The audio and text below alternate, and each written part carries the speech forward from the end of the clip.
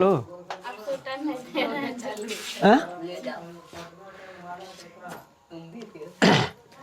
चतुर्भुज के प्रकार। मेहमान को नहीं छोड़ते रहते हैं, ठीक है। जिस दिन समझ गए कि तो अपना गांव को, उस दिन तो कच्चूमर मार देंगे, लातू तू मार के कच्चूमर बाहर कर दो। अभी मेहमान है, मेहमान की तरह रहा। चतुर्भुज के प्रकार, बड़ी प्रकार के चतुर्भुज होता है वो। सबसे पहले मान लेते हैं कौन चतुर्भुज। अच्छा, चतुर्भुज तो हम आप लोग को बता देते। चतुर्भुज क्या कहा है? चार भुजाओं से बंद वक्र को चतुर्भुज कहते हैं, या फिर हम कह सकते हैं चार रेखा खंडों से बंद वक्र को चतुर्भुज ढेर सनी होता है। तो सबसे पहले चतुर्भुज के प्रकार में पहला समांतर चतुर्भुज, समांतर चतुर्भुज।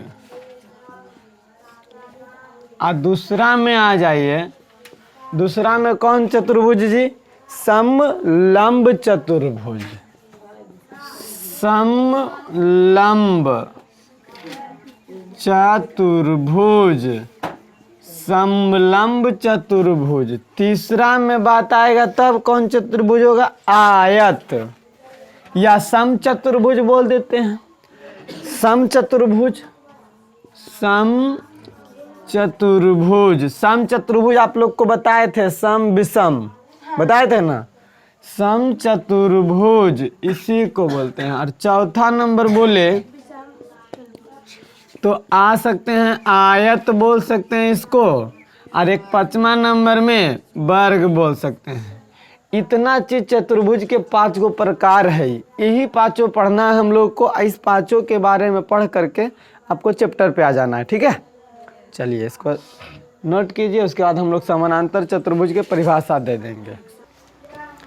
देखो कहता है समांतर चतुर्भुज में वैसा चतुर्भुज जिसकी आमने सामने की भुजा समांतर हो। आमने सामने मतलब सम्मुख भुजा। आमने सामने का मतलब सम्मुख भुजा। हम ऐसा भी कह सकते हैं, इसको एक परिभाषा और दे सकते हैं। वैसा चतुर्भुज, वैसा चतुर्भुज जिसकी सम्मुख भुजा, जिसकी सम्मुख भुजा कैसा हो? समांतर हो। जैसा सम्मुख, जिसकी सम्मुख भुजा समांतर हो, उसे समांतर चतुर्भुज कह देंगे। समांतर चतुर्भुज कहते हैं। ऐसा भी इसको कह सकते हैं। जैसे देखिए समांतर क्या होगा? समांतर चतुर्भुज मान लिया एगो फिगर हम बना लेते हैं। 4 भुजा से घिरी आकृति है कि नहीं है? इसका नाम हम दे सकते हैं ए बी सी डी। कोई दिक्कत? A B C D. अब समानांतर चतुर्भुज कैसे समझेंगे? जब एकड़ सम्मुख भुजा कौन है? ए बी के सम्मुख भुजा सी डी, यानी ई वाला है बाबू। तो ये दोनों समानांतर रहेगा, कहीं नहीं मिलेगा। ये दोनों रेखा को कितना हो दूर बढ़ा दीजिए, एक दूसरे में नहीं मिलेगा तो समझ जाएंगे कि दोनों क्या है। और परिभाषा बोल रहा है कि आमने सामने की भुजा जो है समानांतर होगा तो उसे हम समानांतर चतुर्भुज कहेंगे। कहने का मतलब हम कह सकते हैं ए बी समानांतर सी डी होगा ना।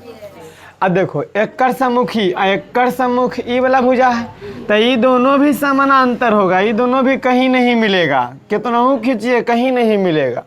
तो हम कह सकते हैं तथा ए डी समांतर बी सी। कोई दिक्कत नहीं ना।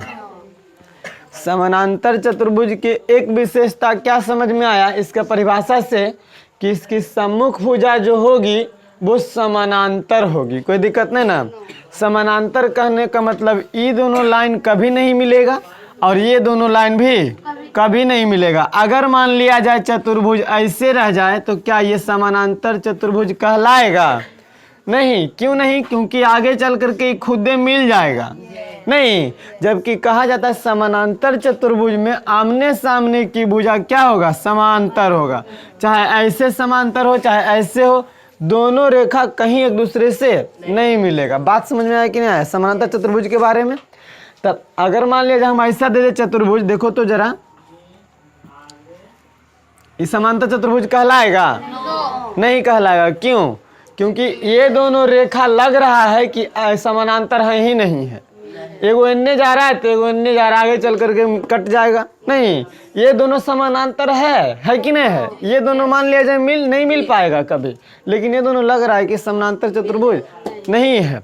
तो समानांतर चतुर्भुज में दोनों, जैसे मान लिया जाए अगर हम ऐसे दे दे ऐसे, तो ये समानांतर चतुर्भुज कहला जाएगा, क्योंकि एकड़ समानांतर ई है, एकड़ समानांतर ई है, एकड़ समानांतर ई रहेगा, इसका समानांतर ई, तो आराम से समानांतर कहला जाएगा। लेकिन चतुर्भुज को देख कर कहीं समझ में आ जाएगा कि वो समानांतर चतुर्भुज है या नहीं है। तो समझ में आ रहा है समानांतर चतुर्भुज किसको कहेंगे? जिसकी सम्मुख भुजा क्या हो? सम्मुख भुजा समांतर हो, उसे हम क्या कहेंगे? समांतर चतुर्भुज। कोई दिक्कत नहीं ना। चलिए आगे देखते हैं, इसको नोट करिएगा तो नोट करिए फिगर